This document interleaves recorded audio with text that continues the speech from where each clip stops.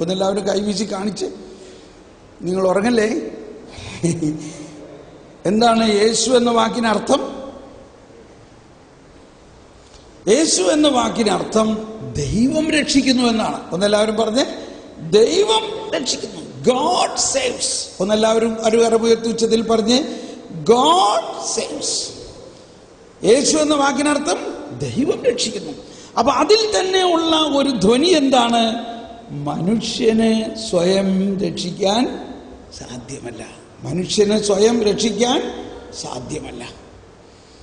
മനുഷ്യന്റെ രക്ഷയ്ക്ക് ദൈവം തന്നെ നൽകിയിരിക്കുന്ന രക്ഷകനായ ദൈവപുത്രനായ മനുഷ്യപുത്രൻ ആണ് യേശു. അപ്പോൾ ഇത് ചില അടിസ്ഥാനപരമായ കാര്യങ്ങളാണ്. പക്ഷെ ഈ അടിസ്ഥാനപരമായ കാര്യങ്ങൾ നമുക്കറിയാമെങ്കിലും നമ്മളൊന്ന് റിവൈസ് ചെയ്യുകയാണെന്ന് വിചാരിച്ചാൽ മതി. ഇതെല്ലാം നിങ്ങൾക്കറിയാം, പക്ഷേ ഇത് ഒന്ന് ഓർമ്മ പുതുക്കണം.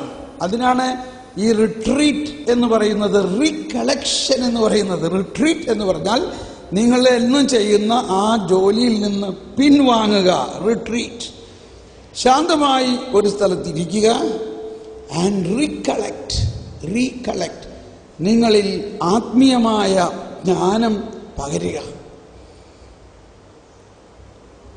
അപ്പോൾ ഒരുപാട് പുതിയ കാര്യങ്ങൾ നമ്മളിങ്ങനെ പഠിക്കും. അത് നിങ്ങളുടെ ആത്മാവിനെ വളരെയധികം ജ്വലിപ്പിക്കും. നിങ്ങളുടെ വ്യക്തിപരമായ ജീവിതത്തെ സഹായിക്കും. നമ്മളൊരു വ്യക്തിയാണ്. ആ വ്യക്തിപരമായ ജീവിതത്തിൻ്റെ, ഞാൻ ഇടയ്ക്ക് പറയാറുള്ള ഒരു വാക്കാണ് ലോഞ്ചിങ് പാഡ്. എന്താ ലോഞ്ചിങ് പാഡ്? ഇപ്പോൾ ISROയിൽ വലിയ ഒരു റോക്കറ്റ് വിടണം. റോക്കറ്റ് റെഡി ആയിട്ടുണ്ട്. പക്ഷേ റോക്കറ്റ് റെഡിയാകുന്നതിന് മുമ്പ് എത്ര മാസം പ്രവർത്തിച്ചാലാണ് ആ റോക്കറ്റിൽ ലോഞ്ച് ചെയ്യാനുള്ള ലോഞ്ചിങ് പാഡ് ഉണ്ടാക്കേണ്ടത്? എന്ന് പറഞ്ഞാൽ ഈ റോക്കറ്റ് 1000 ടൺ ഭാരമുണ്ടെങ്കിൽ 1000 ടൺ ഭാരമുള്ള ഈ റോക്കറ്റിനെ ലോഞ്ച് ചെയ്യുമ്പോൾ ഉണ്ടാകുന്ന റീകോയിലിംഗ് ഒരുപക്ഷെ 10,000 ടൺ ശക്തിയായിരിക്കും. ഈ 10,000 ടൺ ശക്തിയെ താങ്ങാൻ വേണ്ടി 15,000 ടൺ ഘനമുള്ള കോൺക്രീറ്റ് അവിടെ വേണം. മനസ്സിലാവുന്നുണ്ടോ? അതിനാണ് ലോഞ്ചിങ് പാഡ് എന്ന് പറയുന്നത്. ഇപ്പൊ ഞാൻ സംസാരിക്കുമ്പോൾ നിങ്ങളിലേക്ക് ഒരു 5% വിശ്വാസത്തിന്റെ പ്രസരണം ഉണ്ടാകണമെങ്കിൽ എന്റെ അകത്ത് 95% വിശ്വാസം ഉണ്ടാകണം. Praise the Lord. നിങ്ങൾ പ്രസരിപ്പിക്കുമ്പോൾ, നിങ്ങൾ കഥ എഴുതുമ്പോൾ, നിങ്ങൾ സുവിശേഷം മറ്റുള്ളവരിലേക്ക് പകരുമ്പോൾ, നിങ്ങളുടെ ആത്മാവിലൂടെ ഇത് പകരണമെങ്കിൽ നിങ്ങളുടെ വിശ്വാസം അത്രയ്ക്ക് കരുത്തുള്ളതായിരിക്കണം. Praise the Lord. ഒന്ന് കൈവീശി കാണിച്ച്, ഹല്ലേലൂയ, ജയം ഹല്ലേലൂയ, യേശു കർത്താവ് ജീവിക്കുന്നു. ഹല്ലേലൂയ. ഒന്ന് എഴുന്നേറ്റ് നിന്ന് പാടി. എഴുന്നേറ്റ് നിന്ന്. യേശു ക്രിസ്തു എന്നും ജീവിക്കുന്നു, എന്റെ ഹൃദയത്തിലും ജീവിക്കുന്നു. എല്ലാവരും ഒന്ന് കരമുയർത്തി. യേശു ക്രിസ്തു എന്നും ജീവിക്കുന്നു.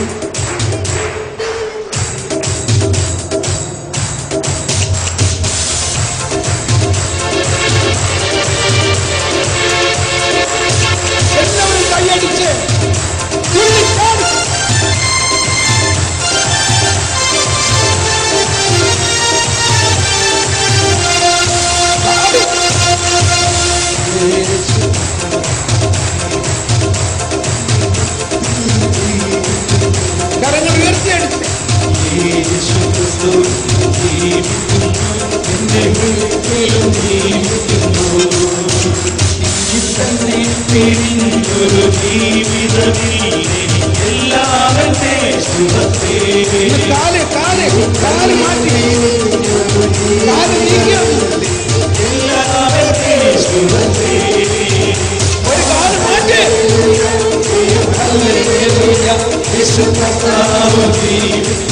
കാല് മാറില്ല, കാല്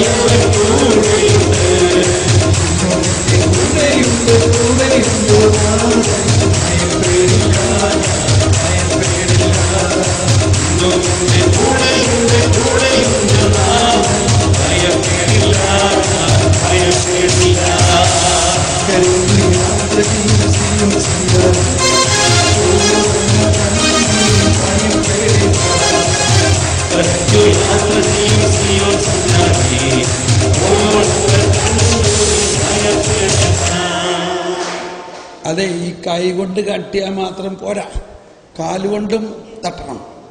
ഒന്ന് കാലൊന്ന് ഇങ്ങോട്ട് മാറ്റി ഒന്ന് ചവിട്ടിയേ, ഒന്ന് ചവിട്ടി, എല്ലാവരും ഒന്ന് കാല് മാറ്റി ചവിട്ടിയൊന്ന്, ചവിട്ടുന്ന് കാല് മാറ്റി ചവിട്ടിയൊന്ന്, യെസ്, ഒന്ന് ചവിട്ടിയേ, യെസ്. ഒരാൾക്ക് മാത്രമേ കാല് മാറ്റാൻ പറ്റാണ്ടുള്ളൂ, ഒരു പക്ഷേ പീറ്റർ ജോസഫ് സാറിന്, ബാക്കി എല്ലാവരും കാല് മാറ്റണം. ഓക്കെ, കാല് മാറ്റി, കാല് മാറാൻ പഠിക്കണം. ഓക്കെ,